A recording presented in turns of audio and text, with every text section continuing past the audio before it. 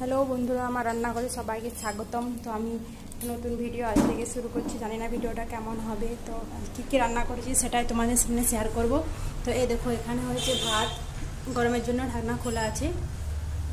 এখানে আছে মাছের ঝোল, এটা আছে মাছের ঝোল। এখানে আছে সমস্ত রকম সবজি দিয়ে একটা তরকারি, নানা রকম সবজি। এখানে আছে বেগুন, কুমড়ো, বরবটি, সমস্ত কিছু দিয়ে। এখানে আছে তিলের বড়া, এখানে আছে তিলের বড়া, যেটা আমি খুব ভালোভাবে ভাজতে পারি না, যদিও ট্রাই করেছি। যদিও একটু কালো কালো হয়ে গেছে, খেতে খুবই টেস্টি হয়। আর এখানে হচ্ছে ছেলেদের জন্য ডাল, ছেলেদের জন্য ডাল রেডি। চলো, আমার রান্না কমপ্লিট। তো